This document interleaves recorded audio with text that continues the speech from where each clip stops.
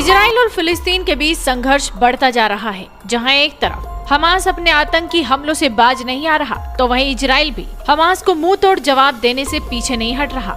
इन दोनों देशों के बीच बढ़ते संघर्ष को देखकर कई देशों ने संघर्ष विराम की अपील की, लेकिन अब इजराइल ने साफ कर दिया है कि अगर हमास नहीं माना तो वो गाजा को भी जीत लेगा। दरअसल इजराइल फिलिस्तीन के बीच संघर्ष विराम को लेकर बढ़ते हुए अंतर्राष्ट्रीय दबाव के बीच इजरायली प्रधानमंत्री बेंजामिन नेतन्याहू ने इस संघर्ष की ओर तेज होने और गाजा को जीतने की संभावनाओं से भी इनकार नहीं किया। उन्होंने कहा कि इजराइल शुरू में फिलिस्तीन आतंकी संगठन हमास के रॉकेट हमलों को रोकने की नीति पर काम कर रहा था, लेकिन अब इन हमलों के तेज होने और यहाँ तक कि फिलिस्तीनी नियंत्रण वाले गाजा पट्टी इलाके को जीतने की संभावनाओं को भी खारिज नहीं किया जा सकता। दरअसल नेतन्याहू तेल अवीव में किरिया सैन्य अड्डे पर लगभग 70 विदेशी राजनयिकों को संबोधित कर रहे थे, जहां उन्होंने एक हफ्ते से ज्यादा की लड़ाई के बाद की स्थिति की जानकारी दी। इस संघर्ष के दौरान गाजा के आतंकी समूहों ने इजराइल पर जमकर रॉकेट दागे, जिसका जवाब इजराइल ने एयर स्ट्राइक के जरिए दिया है। दोनों पक्षों पर मध्यस्थों के माध्यम से युद्ध विराम पर सहमत होने के लिए अंतर्राष्ट्रीय दबाव लगातार बढ़ रहा है,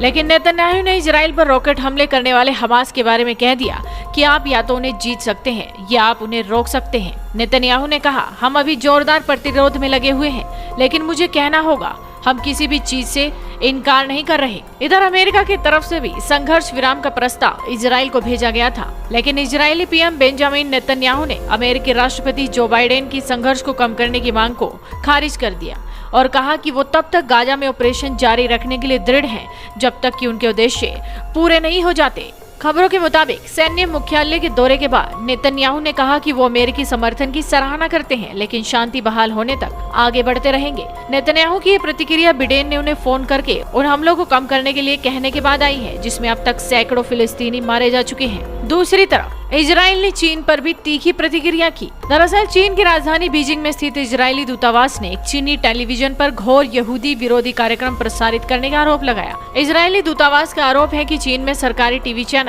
सीसीटीवी ने गाजा पर एयर स्ट्राइक को लेकर परिचर्चा का एक कार्यक्रम प्रसारित किया, जो कि घोर यहूदी विरोधी था। इस कार्यक्रम के खिलाफ इजराइल ने चीन के समक्ष विरोध दर्ज कराया है। यानी कि आप अंदाजा लगा सकते हैं कि इजरायली पीएम अपने देश की सुरक्षा के लिए किसी भी तरह से समझौता नहीं करने वाले, और जिस तरह के हमले हमास की तरफ किए जा रहे हैं वो बेहद ही खतरनाक हैं और उनका हमला रोकने के लिए इजराइल को भी खतरनाक कदम उठाने पड़ रहे हैं। फिलहाल देखना होगा कि ये संघर्ष आखिर कहां जाकर रुकता है। तो आप भी इस वीडियो को ज्यादा से ज्यादा शेयर कीजिए और जुड़े रहिए हेडलाइंस इंडिया के साथ।